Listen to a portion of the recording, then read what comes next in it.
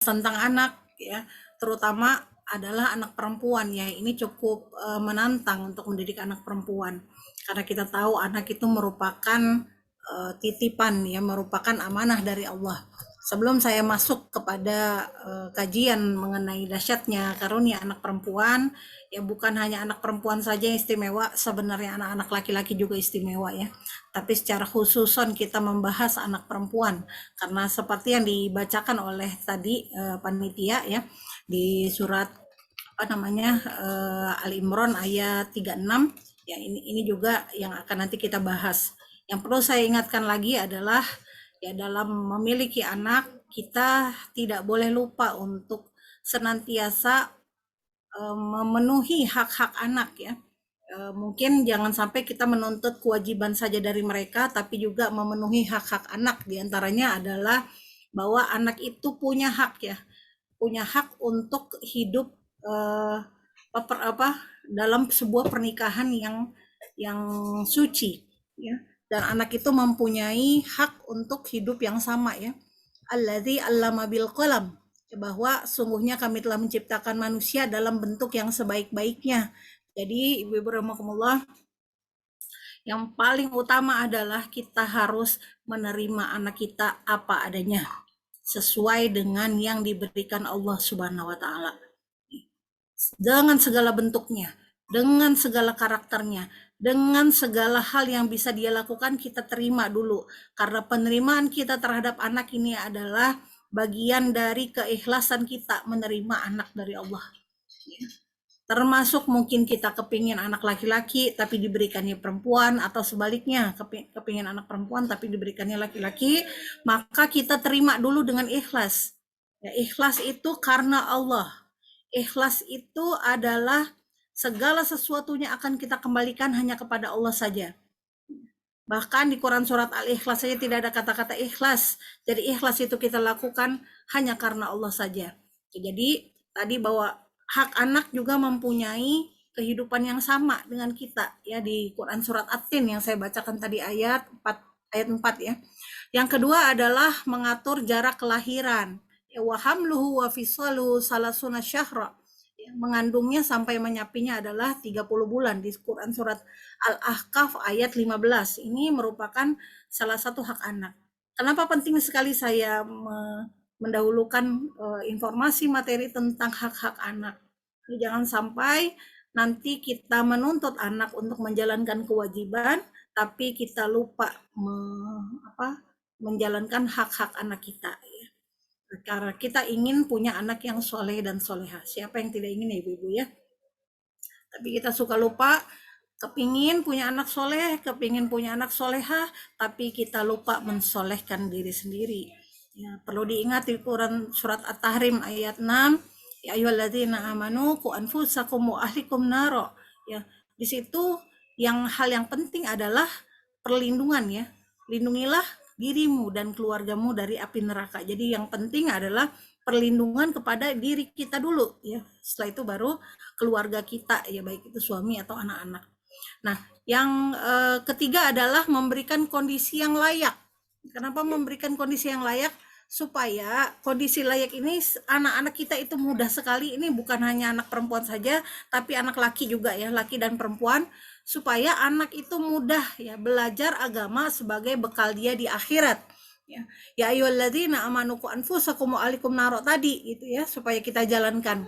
Jadi memberikan kondisi yang layak semampu kita, sesuai dengan kadar kita, bukan masalah fasilitas dan sebagainya, tapi memberikan kondisi yang layak. Artinya kita sediakan ya apabila dia mau belajar mengaji, bahkan saya dan suami itu sampai detail untuk bisa menyediakan anak, misalnya rumah dekat dengan masjid. Kenapa dekat dengan masjid?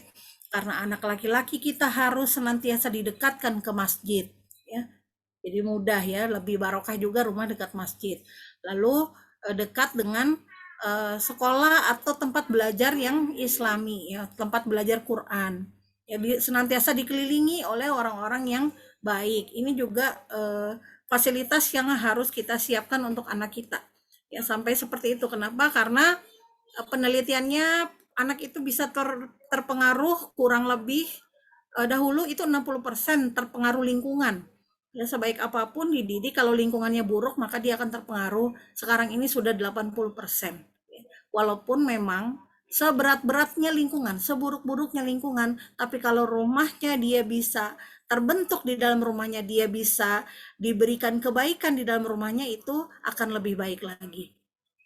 Yang keempat adalah mendapatkan kasih sayang dan kehangatan dari kedua orang tuanya ya. Rasulullah SAW menegur Aqra bin Habis ya, yang enggan mencium anak-anaknya ya. Kata beliau, "Man la yarham la yurham." Ya, barang siapa yang tidak mengasihi maka dia tidak akan dikasihi ya. Barang siapa yang tidak mempunyai kasih sayang maka dia tidak akan mendapatkan kasih sayang. Artinya apa? Kita tentunya pengen anak-anak kita itu menjadi anak-anak yang penuh kasih sayang ya. Nah, apalagi nanti kalau kita sudah tua. Ibu-ibu rahimakumullah, kita harus ingat satu hal, bahwa ketika kita nanti menua, ketika kita sudah tidak berdaya melakukan apapun, kita tidak perlu anak-anak yang kaya raya. Kita tidak perlu anak-anak yang pintar. Kita tidak perlu anak-anak yang bisa membelikan ini dan itu, tapi kita hanya memerlukan anak-anak yang berakhlak dan beradab. Ini berdasarkan penelitian kecil-kecilan saya ya, bahwa banyak sekali orang-orang tua yang sedih dan kecewa ketika anak sudah besar ya, tidak pernah nengok anaknya, padahal orang tuanya tidak mengharapkan uang, tidak mengharapkan harta, dia cuma pengen ditengok aja. Dia hanya ingin diperlihatkan cucunya, dia hanya ingin ditemani, dia hanya ingin didengarkan. Maka ketika orang tua kita tua nanti, ya maka dengarkan dia. Untuk kita tua nanti, kita hanya ingin didengarkan saja biasanya. Jadi saya bilang kalau nanti orang tua udah sepuh itu ya, maka kita harus siap-siap sedekah kuping, ya, sedekah telinga. Artinya apa? Mendengar. Ya. Nah, yang berikutnya adalah memberikan nama yang bagus dan mengakikahkannya. Ya, ini ibu sudah paham. Yang keenam adalah bahwa anak-anak itu berhak atas harta yang dia dimiliki, antara lain berasal dari warisan, wasiat ya, atau wakaf ya. Ya ayyuhalladzina amanu la taqulu aulakum bainakum bil batil. Wahai orang-orang yang beriman, janganlah kamu saling memakan harta sesamamu dengan jalan yang batil. Nisa ayat 29. Nah, Ibu rahimakumullah, apabila kita sudah menjalankan hak-hak anak, ya, insya Allah ke depannya gitu ya, anak tidak akan menuntut. Artinya kita bisa mengingatkan anak-anak kita untuk menjalankan kewajibannya. Nah, Ibu rahimakumullah, dahsyatnya karunia anak perempuan, karena anak perempuan ini adalah istimewa ya, seperti yang dikatakan di surat tadi ya, Al Imran, falamma wada'at qalat rabbi inni wa'datuha unsa wallahu a'lamu bima wada'at wa laisa dzakaru kal unsa. Maka tak kala istri Imran melahirkan anaknya, dia pun berkata, ya Tuhanku, sungguhnya aku melahirkan seorang anak perempuan. Allah lebih mengetahui apa yang dilahirkannya, dan anak laki-laki tidaklah seperti anak perempuan. Sungguhnya aku telah memohon perlindungan untuknya serta anak-anak keturunannya. Jadi Ibu rahmatullah ya, anak-anak perempuan ini memang Masya Allah ya, spesial. Jujur saya bersyukur dikasih satu anak perempuan, karena memang berat ya mendidik anak perempuan itu. Walaupun memang laki-laki juga sekarang berat juga gitu, tapi mendidik anak perempuan itu berat ya. Ini diceritakan dalam ayat sebelumnya ketika istri Imran bernazar kepada Allah. Kenapa ayat ini turun? Istri Imran itu bernazar pada Allah bahwa anaknya yang masih dalam kandungan ini akan dijadikan sebagai muharrar. Ya, mama ana muharrar. Ya, muharrar itu adalah ahli ibadah. Ahli ibadah yang mengabdi dan berkhidmat untuk menjaga Baitul Maqdis. Ya, Maryam ini ya, seorang gadis yang suci, yang luar biasa taat kepada Allah ya, dan dikaruniakan anak ya. Nah, tapi sebagaimana disebutkan pada ayat yang tadi saya bacakan, ternyata anak yang dilahirkannya itu perempuan. Dari ayat tersebut ada beberapa faedah tarbawiyah ya yang bisa kita ambil terkait pendidikan anak, terutama tentang besarnya karunia anak perempuan ya. Maaf ya, ini istri Imran ya, yang bernazar pada Allah bahwa anak yang masih dalam kandungan akan dijadikan muharrar. Nah, ternyata yang lahir adalah anak perempuan, yaitu Maria. Nah, maka ibu-ibu rahimakumullah, apa saja karunia anak perempuan itu ya? Yang pertama adalah ketika menjelaskan ya Robku ya Tuhanku sesungguhnya aku melahirkannya seorang anak perempuan, dalam tafsir As-Sa'di dikatakan bahwa sebenarnya istri Imron itu berharap anak yang dilahirkannya itu adalah laki-laki karena laki-laki itu lebih mampu, dinilai lebih mampu untuk berkhidmat menjaga Baitul Maqdis, yang namanya penjaga ya, maka yang penjaga itu laki-laki. Tapi kodarullahnya yang lahir anak perempuan. Jadi dalam perkataannya itu ada semacam penyesalan sebenarnya ya. Tapi penyesalan itu bukan bukan karunia perempuan tadi, bukan, tapi karena tidak bisa mewujudkan nazarnya. Ya. Karena dianggapnya anak perempuan itu dahulu itu berbeda dengan laki-laki ya, lemah, lebih lemah. Yang kedua adalah pada ayat anak laki-laki tidaklah sama seperti anak perempuan. Ya. Nah, Imam Tabari menjelaskan karena laki-laki itu dianggap lebih kuat, dianggap lebih mampu melayani Baitul Maqdis sesuai dengan kondisi fisik, ya. Sesuai dengan tabiatnya. Ini juga kan kita ajarkan ke anak-anak ya bahwa kenapa laki dan perempuan itu berbeda. Kenapa harus pakai baju perempuan? Kenapa harus pakai laki-laki pakai baju laki-laki? Kenapa Rasulullah melaknat perempuan yang berbaju laki-laki dan laki-laki yang berbaju perempuan? Itu juga kita harus jelaskan nih masalah gender ini ya, karena ujian atau apa ya bahaya yang saat ini anak-anak kita hadapi itu banyak sekali ya. Jadi kita terangkan kenapa harus berpakaian seperti perempuan, perempuan berpakaian perempuan, laki-laki berpakaian laki-laki. Ini masalah gender dan ini sudah harus diajarkan sejak kecil.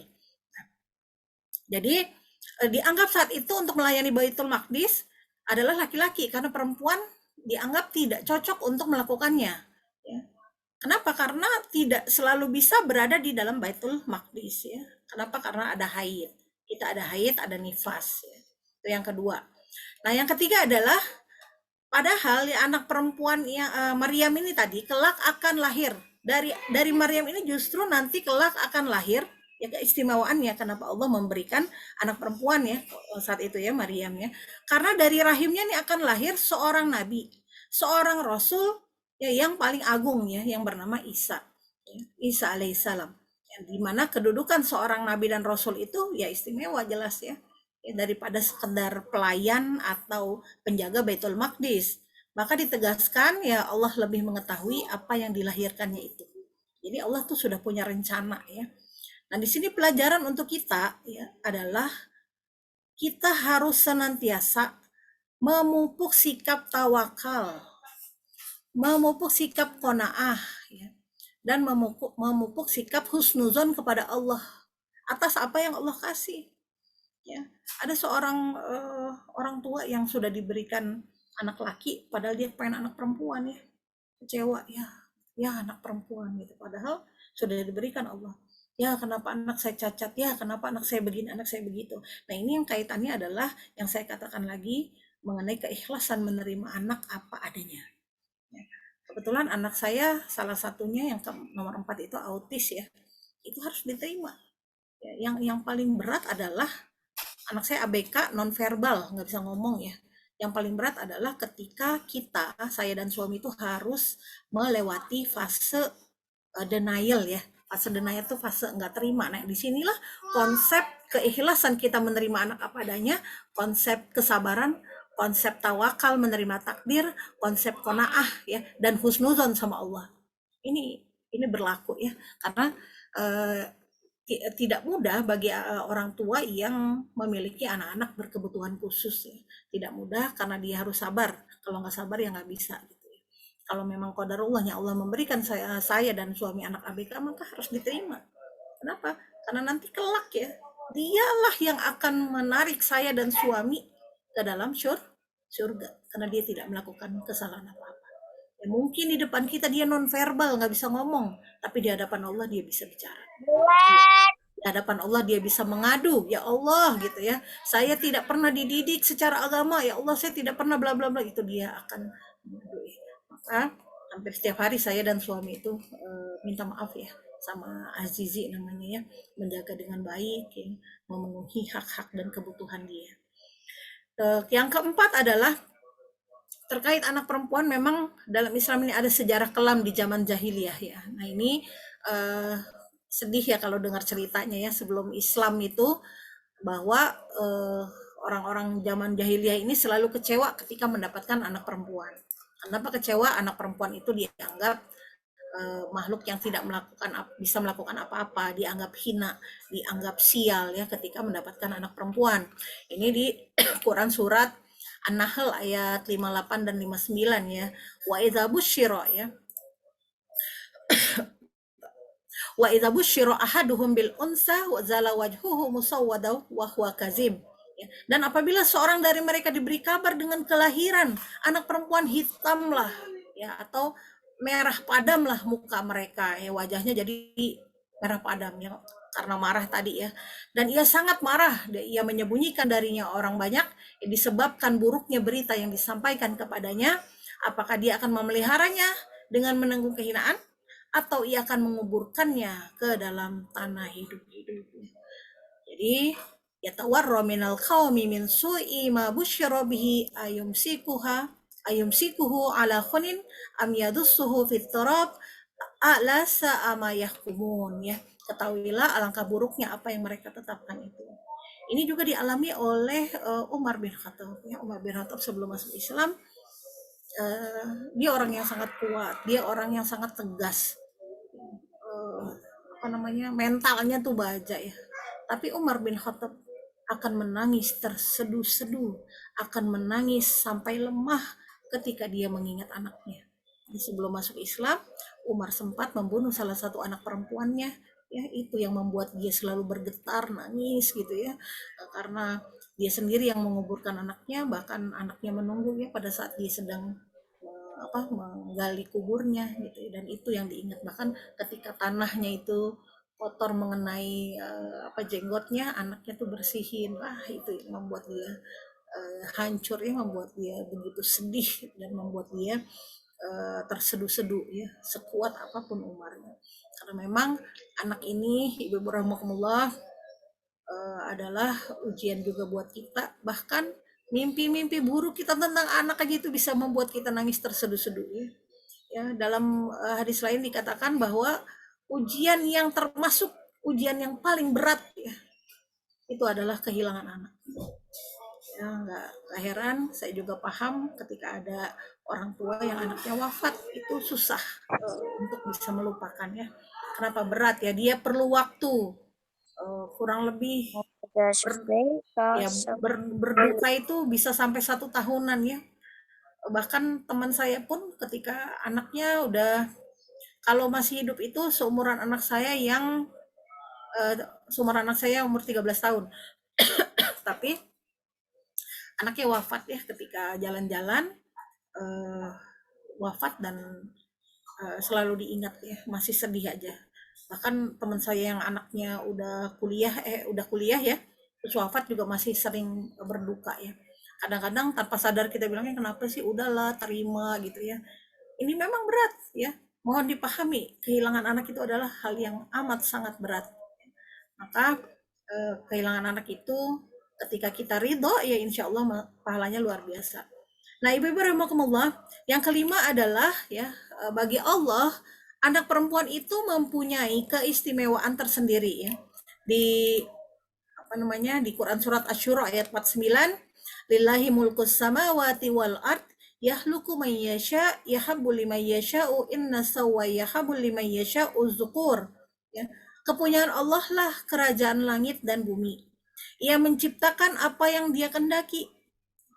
Ia memberikan anak-anak perempuan kepada siapa yang ia kendaki, dan memberikan anak laki-laki kepada siapa yang ia kendaki.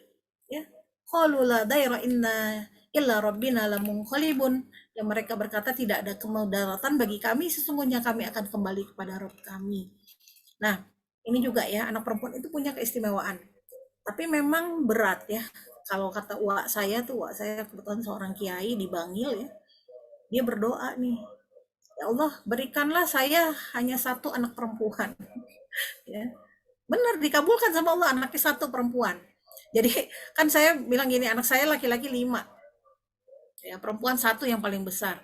Jadi ketika dikasih anak, ya perempuannya cuma satu nih, ala kulihal alhamdulillah. Ternyata uak kita gitu ya, yang notabene adalah kiai besar, kiai kabir di Bangil, cuma mintanya satu. Saya bilang, kenapa Wak? Berat punya anak perempuan itu, berat. Inilah kenapa Rasulullah katakan bahwa barang siapa punya anak tiga ya, tiga anak perempuan, maka dia akan masuk surga, termasuk dua, termasuk satu gitu, karena saking beratnya. Kita itu baru bisa lepas ketika berhasil menikahkan anak kita, seperti itu, anak perempuannya. Nah, Ibnu Qayyim mengatakan dalam kitab Tuhfatul Maudud bahwa dalam ayat tadi yang di Asyura 4950 tadi, Allah mendahulukan penyebutan anak perempuan, ya, inats, ya, mendahulukan kata-kata inats sebelum zukur, ya, sebelum anak laki-laki. Zukur tuh anak laki-laki.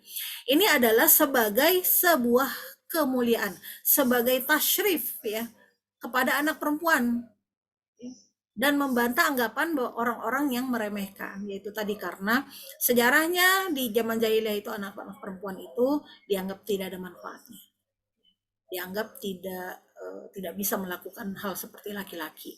Tapi ketika Islam muncul, Islamlah yang pertama kali membawa emansipasi ya sebenarnya, bukan zaman Kartini. Islam itu sudah lebih dulu ya menaikkan taraf derajat perempuan. Baik, yang berikutnya yang keenam, anak perempuan ini bisa menjadi penghalang kita dari siksa neraka. Kata siapa? Kata Rasulullah SAW dalam hadis riwayat Imam Ahmad. Barang siapa dikaruniai 3 anak perempuan, lalu ia bersabar atasnya, memberi makan, minum, dan pakaian dari jerih payahnya, maka mereka akan menjadi hijab baginya dari neraka. Nah, ibu bersyukurlah bagi yang punya anak perempuan 3, ya 2 atau 1, ya. Nah, Ibnu Hajar dalam Fathul Bari berpendapat bahwa keutamaan anak perempuan, ya, ini kita kenapa perlu bersyukur ya memiliki anak perempuan ya. Keutamaan anak perempuan itu juga berlaku bagi yang dikaruniai 2 anak perempuan dan 1 anak perempuan. Nah, beberapa yang terkait riwayat ya dengan itu, ya. Apakah aku cuma punya 1? Ya, 1 juga. Cuma 2? Iya, 2 juga. Apalagi yang lebih banyak ya, anak perempuan. Ada yang waktu itu saya lihat anak perempuannya 5. Masya Allah. 3 aja tuh udah berat gitu. Nah, ibu-ibu rahmatullah, yang ketujuh adalah bahkan siapa yang bisa mengayomi anak perempuan, memelihara dan mendidiknya dengan baik akan menjadi sebab masuk surga dan berdekatan dengan Rasulullah SAW. Ini kata Rasulullah ya, dalam hadis riwayat Tirmizi, barang siapa yang mengayomi 2 anak perempuan hingga dewasa, maka ia akan datang pada hari kiamat bersama denganku. Insyaallah. Ya. Bahkan Anas bin Malik mengatakan Nabi menggabungkan jari jemari beliau ini 2 begini ya. Ya, dalam riwayat lain, aku dan dia masuk surga seperti 2 jari ini. Ya, beliau mengisyaratkan 2 jari ini nih, 2 jari beliau dalam hadis riwayat Tirmizi dan hadis riwayat Muslim. Dekat ya. Kenapa? Ya saking beratnya itu tadi.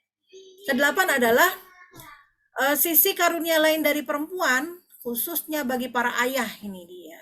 Bagi para ayah adalah dia anak perempuan itu bisa melembutkan, ya, bisa melembutkan jiwa, bisa melembutkan akhlak. Ya. Kenapa? Karena kelembutan itu adalah kunci utama ya, dalam suksesnya kita berinteraksi dengan perempuan. Ya. Makanya bagus itu kalau anak-anak kita cari suami yang dekat dengan ibunya, bukan anak mama sih. Ya. Yang sayang sama ibunya, bukan anak mama ya, tapi dia sayang sama ibunya. Kenapa? Kalau dia sayang sama ibunya berarti dia juga akan sayang sama istrinya. Di samping itu, secara psikologis adanya kepuasan sebagai laki-laki yang bisa mengayomi atau bisa melindungi anak perempuan. Ini adalah sebuah perasaan yang apa ya? Kayak altruistik. Altruistik itu secara sukarela membantu orang lain untuk memenuhi kebutuhan tanpa mengharapkan imbalan. Ada kepuasan tersendiri gitu kalau jadi laki-laki yang bisa mengayomi perempuan. Maka ingat sabda Rasulullah SAW, aku ya laki-laki yang baik, ya laki-laki terbaik adalah yang baik terhadap keluarganya, dan aku ya, Rasulullah, dan aku adalah yang baik dengan keluarga. Dia mencontohkan seperti itu. Ini dalam hal tertentu memang secara psikologis anak perempuan yang dekat dengan ayahnya secara emosional dia lebih bisa mengontrol karena dia bergaul dengan anak kita perempuan ya feminin, bergaul dengan dekat dengan orang yang paling maskulin yang di dalam keluarga ya. Ayah itu merupakan kenapa disebut cinta pertama ya, karena apa, ayah itu secara psikologis dia bisa membalanskan atau menyeimbangkan emosi anak kita yang perempuan, anak perempuan ya. Betul penelitian Ibu Lerisman itu bahwa anak-anak perempuan yang tidak dekat dengan bapaknya, yang tidak dekat dengan ayahnya, sepersekian persen itu dia akan sangat mudah dirayu oleh laki-laki karena dia haus perhatian ya. Psikologisnya memang seperti itu ya. Bapaknya cuek, nggak mau tahu, nggak pernah ngobrol sama anaknya, nggak pernah berinteraksi ya. Maka ketika ada laki-laki memberikan perhatian, ada rayuan sedikit tuh dia rasanya kayak apa gitu ya. Jadi memang cukup berat mendidik anak perempuan ini karena bukan hanya ibunya aja yang paham, jadi ayahnya juga harus dibuat paham. Seringkali permasalahan itu terjadi di negara kita yang notabene adalah menganut budaya patrilineal ya, laki-laki itu di atas, jadi urusan anak tuh perempuan aja gitu ya, laki-laki bekerja, perempuan itu ngurus anak, padahal pengurusan anak itu perlunya sisi feminin dan maskulin dua inilah karena dia akan menyeimbangkan. Jadi nambah tugas kita ibu-ibu ya, memahamkan suami kita untuk pentingnya suami kita itu dekat dengan anak kita, anak perempuan terutama. Kenapa? Karena Indonesia termasuk fatherless country ya. Fatherless itu ya tadi karena patrilineal itu tadi ya, laki-laki bekerja, perempuan yang ngurus anak di rumah kayak gitu ya. Jadi sisi lain dari karunia anak perempuan itu ya, itu sebenarnya bisa memperlembut jiwa si ayah ya, bisa memahami ya, kenapa anak perempuan itu harus dimuliakan, kata Rasulullah dalam hadis lainnya, diistimewakan dari mulai pakaiannya, emang beda dengan laki-laki. Nah yang kesembilan adalah mendidik satu anak perempuan itu anggapannya ya dalam dari kacamata dunia peradaban bahwa mendidik satu anak perempuan adalah mendidik satu generasi. Sedih saya kalau melihat di sosial media kan baru-baru ini ada peristiwa anak perempuan yang mahasiswi ya bunuh diri di makam ayahnya ya karena ternyata dia sudah pernah melakukan aborsi 2 kali. Sedih saya. Untuk hal-hal seperti itu kita terbayang anak-anak kita, anak-anak perempuan kita. Biasanya saya dan suami begitu ada kejadian kita ngobrol lagi nih gimana nih formulanya. Dan formula itu senantiasa berubah karena kita tidak bisa mendidik anak-anak sesuai dengan zaman kita ya kan kadang-kadang tanpa kita sadari ya ibu-ibu nih kita mendidik anak kita zamannya dulu ya nanti akan ngomong gini ya dulu gitu ya dulu mama itu nggak kayak gini itu dulu kata anaknya gitu ya padahal anak-anak itu kata Rasulullah didiklah anakmu sesuai dengan zamannya ya maka kita harus paham zaman anak kita ini seperti apa ya bagaimana cara bicara dengan mereka juga harus sesuai dengan zamannya mau masuk itu nanti susah ya kadang-kadang seperti itu. Nah ini yang dikatakan tadi yang kesembilan ini bahwa membina satu anak perempuan atau mendidik satu anak perempuan itu adalah mendidik satu generasi. Karena apa? Ketika anak perempuan itu berhasil kita didik menjadi seorang yang solehah, ya, mu'allimah, ya berilmu, solehah, ya muslihah, bisa mendidik anak dan sebagainya. Ini bukan hanya menjadi istri yang hebat saja, tapi juga dia akan menjadi ibu yang hebat, yang bisa melahirkan generasi yang hebat. Kita pengen punya cucu kita hebat, maka kita didik anak kita hebat. Jadi, ibu rahmatullah, anak laki kita didik menjadi ayah dan suami yang baik. Anak perempuan kita didik jadi ibu dan istri yang baik. Ya, bukannya apa-apa, ada masalah-masalah yang walaupun tidak banyak ya, walaupun saya cuma baru tahu beberapa aja, kita fokus banget ngedidik anak kita ya untuk hafal Quran, wah luar biasa, tapi kita lupa untuk mendidik dia bagaimana caranya menggendong anak, bagaimana caranya menghadapi mertua ya. Ini nggak sedikit nih kejadian ya bahwa Ini seorang ibu ya, dia curhat. Ini mantu saya itu hafizah ustazah. Masya Allah, barakallah. Tapi ya begitu, sama saya itu nggak senyum, nggak pernah mau bantu-bantu di kamar aja katanya gitu. Ya, ini kadang-kadang kita lupa ya fokus banget ke Quran, tapi kita lupa mengajarkan skill untuk menjadi ibu. Ya, jadi ada masalah itu. Ini ada beberapa yang saya dengar seperti ini. Saya bilang ya Allah, emang ternyata nggak cukup ya. Ya harus kita ajarkan skill-skill gitu, bagaimana dia bergaul dengan tetangga, bagaimana dia bergaul dengan mertuanya gitu. Ya. Jadi kita fokusnya tuh harus panjang, kacamatanya tuh harus lebar gitu ya. Mendidik dia untuk bisa melakukan kemampuan menjadi istri, bukan cuma urusan-urusan yang eh, apa namanya penting-penting aja gitu, mungkin yang dianggap penting ya gimana caranya dia melayani suaminya, itu juga dia harus tahu ya. Karena apa? Kalau kita berhasil mendidik anak tadi menjadi ibu yang hebat yang bisa melahirkan generasi yang hebat, karena sejarah mencatat banyak di balik tokoh-tokoh yang hebat. Nah ini ya, di balik tokoh-tokoh ulama, di balik tokoh pemimpin, di balik pejuang ya, itu selalu ada istri atau ibu yang hebat ya. Ini kan sering kali kita dengar ya, bahwa ya ketika seorang perempuan itu mampu mengarahkan. Nah, ini juga apa hati-hati juga gitu seorang suami kenapa bisa melakukan korupsi ya, karena ternyata dorongan dari istrinya. Di negara sebelah juga kan ada bocor informasi percakapan antara perdana menteri yang dulu ya dengan istrinya. Ya di situ istrinya nyuruh-nyuruh, kamu harus gini gini gini. Ya. Sebelumnya itu hanya perkiraan orang-orang aja, tapi ternyata benar ketika ada rekaman itu tersebar ya. Tersebarnya ketika sudah turun ya. Nah, kita tidak ingin bahwa anak-anak kita itu menjadi anak-anak yang justru mendorong ya suaminya untuk melakukan hal yang tidak baik. Oleh karena itu, betul dikatakan bahwa membina satu anak perempuan adalah membina satu generasi. Ya, hati-hati panjang, jadi urusannya itu panjang ya, karena anak di tangan anak perempuan kita lah nanti bagaimana cucu kita. Ya.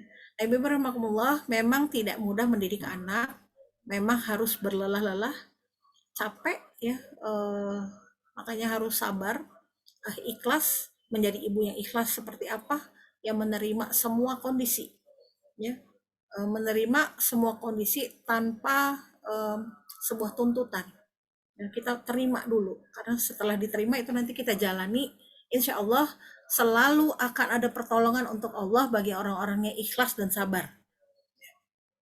Nah, Ibu Rahmatullah, mendidik anak perempuan juga kita harus tahu bagaimana di setiap zamannya itu berlaku. Ya tentunya beda ya cara mendidik anak di zaman kita dengan zaman sekarang. Di zaman dahulu mungkin kita bisa membiarkan anak-anak perempuan atau ya anak laki juga sama ya, keluar rumah malam-malam, mungkin cuma pakai celana pendek atau pakai singlet dulu ya.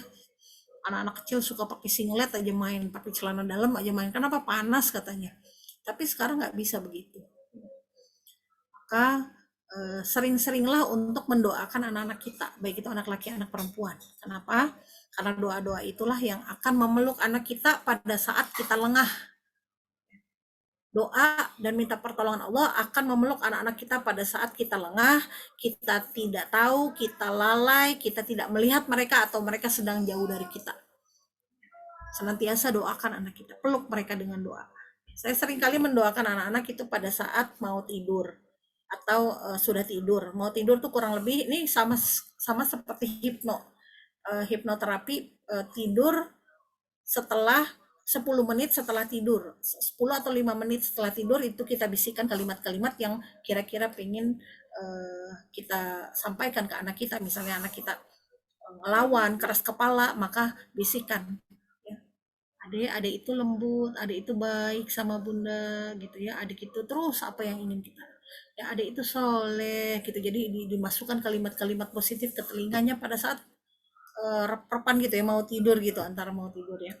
Dan Rasulullah juga pernah mendoakan seorang pemuda ya di dadanya, ya Allah maafir zambahu wa tohir qalbahu wa hasyin farjahu, adalah untuk menghindari anak kita terhindar dari pelecehan seksual dan perzinahan ya. Itu bisa saya kasih doanya nanti lewat panitia ya. Jadi kita doakan pada saat mereka tidur, doakan ditaruh di dadanya nih. Doakan ya Allah, mafir zambaha kalau perempuan, wa tahhir qalbaha wa hasyin farjaha.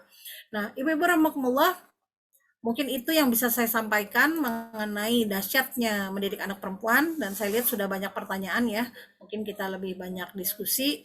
Mudah-mudahan manfaat yang saya sampaikan. Alhaqqu mir rabbik fala takunanna minal mumtarin. Wassalamualaikum warahmatullahi wabarakatuh.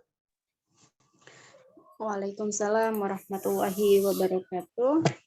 Kita langsung ke sesi tanya jawab ya, Ustazah dan ibu-ibu semua.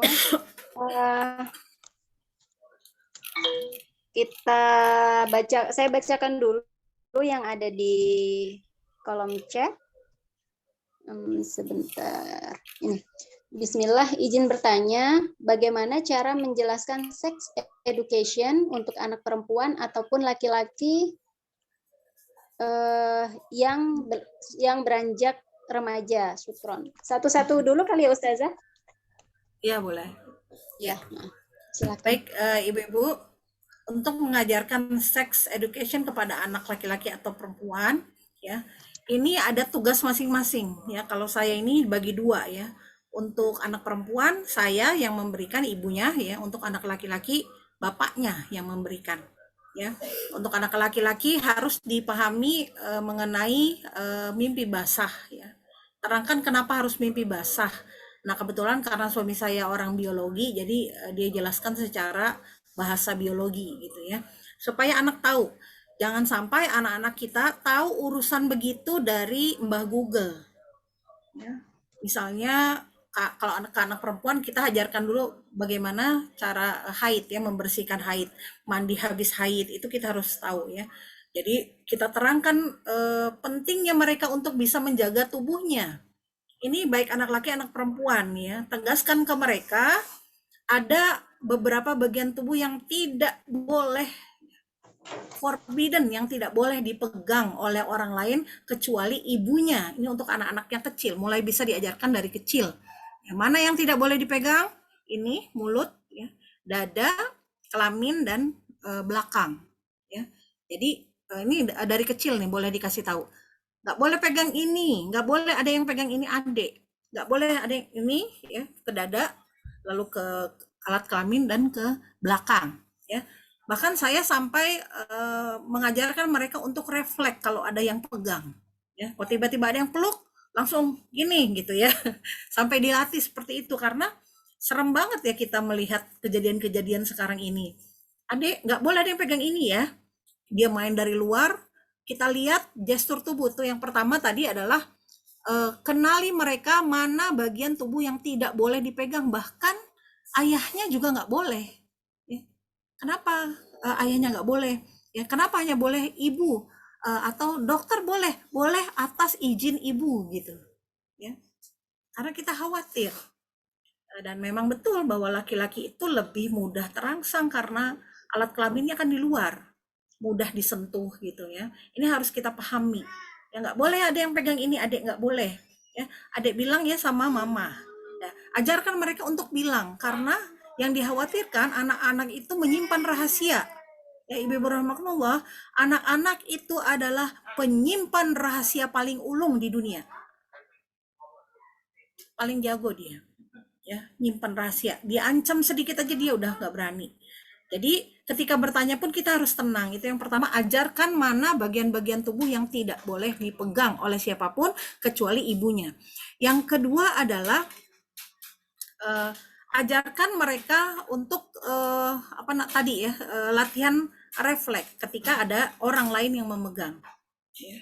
Nah, yang berikutnya adalah ajarkan mereka untuk senantiasa menutup aurat. Nah, ini kita harus pahami juga mana aurat, mana bukan. Ya, batas-batas aurat sampai mana gitu ya. Memang ya ibu-ibu, saya melihat anak-anak itu kadang kalau dipakein baju lucu ya. Jadi proses pemilihan baju itu jangan cuma sekedar lucu, bukan. Bukan cuma sekedar lucu, warnanya bagus, bukan, tapi carikan mereka dan ajarkan mereka untuk menutup aurat sejak dini. Ya. Yang masalah jilbab memang kalau ya nggak siap atau panas itu nggak usah gitu ya. Ya, tapi cari yang baju yang nyaman dan tertutup ya. Nyaman dan tertutup. Ini kan jadi kita perlu ekstra juga ya. Seperti itu. Nih, itu dari kecil sudah harus diajarkan. Nah, setelah remaja baru mulai diajarkan bagaimana cara haid. Nanti kakak haid ya. Apa itu haid? Itu sudah harus diajarkan sebelum dia haid. Ya. Apa itu haid, Bunda? Haid itu adalah ya keluarnya darah ya yang kotor gitu. Dari mana? Dari alat kelamin. Ya, bagaimana rasanya? Nah, tuh ajarkan lagi bagaimana cara dia untuk mandi. Ya, dari kita itu semua. Ya, jangan sampai dia dapat dari luar. Nah, yang berikutnya adalah ajarkan anak ya, ibu harus bisa membaca gestur muka atau gestur tubuh anak. Ini saya katakan penting membaca gestur ini. Ya. Ibu harus tahu apa yang anak-anak alami. Yang saya katakan tadi, anak-anak itu adalah penyimpan rahasia paling ulung. Jadi jangan abaikan wajah anak yang pulang sekolah dalam kondisi cemberut, pulang sekolah dalam kondisi lemas, nggak mau cerita, nggak mau makan. Nah, itu adalah satu tanda. Ya, jangan abai dengan tanda-tanda seperti itu. Ya, oh mungkin dia capek, adik capek, nggak mau cerita. Nah, ketika kita ingin membuka anak kita untuk bisa cerita, mohon jangan dipaksa, bagi dia waktu. Adik mau cerita, Bunda nggak marah. Ya, anak-anak itu khawatirnya first impression ibunya. Ya, kalau cerita, aku tadi begini, misalnya ya, ketika ada seorang ibu yang mengadu, Mbak, anakku di sexual abuse sama di mana, di masjid. Sama siapa? Sama anak remaja masjid. Aduh, mana anak apa DKM-nya lagi, aku sedih banget. Saya bilang, freeze saya langsung. Pulang, dia cerita anaknya, alhamdulillah anaknya cerita. Ya, disuruh ngapain aja gitu. Setelah itu baru dia ajarkan gitu. Nah, kita tidak ingin terlambat. Tapi sebelumnya berikan dia perlindungan. Doakan dia. Setiap malam tuh saya doakan anak-anak, ya Allah berikan perlindungan sebaik-baik perlindungan untuk anak-anak kami ya Allah. Ya, supaya itu tadi yang kita nggak tahu itu dia dilindungi Allah ya. Nah, jadi ajarkan itu yang berkaitan dengan genital ya, yang berkaitan dengan misalkan ibu-ibu jangan abai dengan ucapan pertama anak. Pacaran apa sih? Gitu ya. Oh sini nggak apa-apa Bunda terangin. Pacaran itu adalah terangin ya. Kita yang menerangkan. Terus dieksplor, tanya ya. Dengar dari mana adek gitu. Iya temen ada yang pacaran. Nah itu kan kita harus eksplor lagi, harus memilihkan lingkungan yang baik untuk dia. Ya, nah ya ibu-ibu, jadi sex education untuk anak dan remaja itu kita mulai justru dari kecil, dari hal pada saat mereka masih kecil ya. Ini nggak boleh dipegang, ini nggak boleh pegang. Ini orang boleh pegang nggak boleh gitu ya. Supaya dia nggak gampang aja. Karena anak kecil itu pikirannya bolos. Ya, itu anak yang di sexual harassment tuh, dia disuruh, mohon maaf ya, disuruh pegang alat kelamin si anak muda itu. Dia tuh nggak tahu untuk apa. Ibu-ibu katanya, begitu aku pegang ada keluar cairan, iu jijik katanya gitu. Nauzubillah min zalik ya. Semoga anak-anak kita dalam perlindungan. Jadi harus tahu. Sebelum anak yang berikutnya, sebelum anak-anak buka sosial media, ya sebelum anak-anak buka sosial media, ibu-ibu perlu tahu kenapa sosial media, Facebook, Instagram, semua itu peraturannya adalah anak umur 16 tahun minimal baru boleh buka account. Karena memang di usia itulah mereka sudah aware. Ya, jadi kita harus sebelum buka, sekarang kan bayi juga ada ya, bayi juga punya sosial media sekarang. Jadi kita harus ngeh ya, ajari mereka apa itu predator, ya, apa itu pedofil, ya. Bahkan nauzubillah min zalik ya, di internet tuh ada grup, saya menemukan grup dia fetish ya, fetish itu dia mudah terangsang dengan anak-anak yang menggunakan kaos singlet. Jadi grupnya tuh apa sih nama grupnya, bocah kaos singlet apa? Ini banyak orang sakit sekarang Bu ya, nauzubillah min zalik. Ya. Jadi fetisnya tuh ngelihat anak kecil, ada yang fetis ngelihat anak kecil pakai jilbab. Aneh ini. Ya banyak orang yang sakit ya secara kejiwaan. Nah, tentunya kita ingin menjaga anak-anak kita, jaga juga di dunia maya. Ya. Udah mah susah tuh, kita ada dunia nyata, ada dunia goib. Kita dunia hidup di dunia nyata, nggak ngurusin dunia goib, tapi ada dunia maya ini. Ya, jadi harus tahu dari ibunya. Bahkan ibu itu adalah terapis paling bagus untuk anak itu. Ya, anak kita. Jadi seorang ibu tuh harus belajar untuk bisa menterapi anak ya.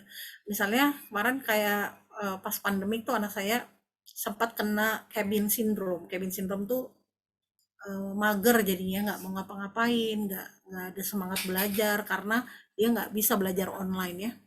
Akhirnya proses saya yang terapi, proses penyembuhannya itu pelihara, salah satunya adalah memelihara kucing, memelihara hewan ya. Dengan hewan itu, dengan memelihara hewan itu dia mulai pulih ya, mulai apa namanya, nggak stres-stres lagi gitu ya. Mungkin itu yang bisa saya sampaikan. Allah alam. Oke. Pertanyaan selanjutnya Ustazah dari Ya, Ibu Husna. Assalamualaikum Ustazah, izin bertanya. Bolehkah ya, anak perempuan usia di bawah 5 tahun ya, selain dekat dengan ayahnya juga dekat dengan ayah-ayah teman-temannya dan dekat dengan om-omnya? ya. Ponakan saya perempuan, saya lihat ketika main bareng sama teman-temannya, ketika temannya itu meluk ayahnya, jadi si ponakannya itu ikut-ikutan meluk gitu, Ustazah. Heeh, heeh. Silakan Iya, Ustazah. mungkin anak itu hanya melihat. Ya, anak itu adalah selain penyimpan rahasia paling ulung, dia juga peniru paling ulung. Dia hanya meniru saja. Nah, pada saat begini, ketika dia menirukan sesuatu yang mungkin tidak baik, maka kita harus aware nih si ibunya ya. Kok peluk-peluk? Kenapa adek peluk? Sayang ya. Ya, tapi sayang ayah misalnya. Tidak ke semua, tidak ke semua laki-laki. Ya, jadi kasih batasan sama dia, ayah aja peluk ya, peluk ayah boleh, boleh peluk ayah ya, peluk om boleh, boleh tapi sebentar aja, ada ibu di situ gitu ya. Jadi supaya dia tidak dipeluk laki-laki selain ayahnya tanpa sepenglihatan ibunya ya.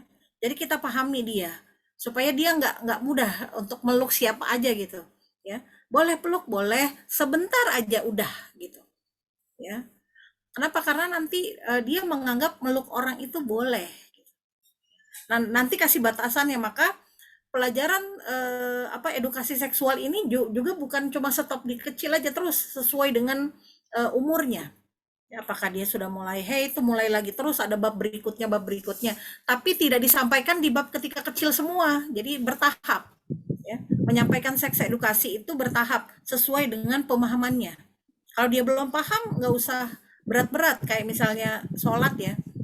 Kalau malas, anak kita malas sholat, lu ngapain sih sholat, kan tadi udah, ayo nak sholat yuk, kita mau terima kasih sama Allah ya. Sholat tuh terima kasih, dikasih makanan, dikasih macam-macam gitu, dikasih mainan, yuk yuk kita terima kasih. Jadi bentuknya seperti itu dulu, nanti semakin besar baru diberikan pemahaman yang seutuhnya. Nah, dekat dengan ayahnya itu bagus, tapi kalau dekat dengan teman-teman ayahnya misalnya, ini juga perlu ekstra hati-hati ya. Waspada itu lebih baik ya. Kenapa?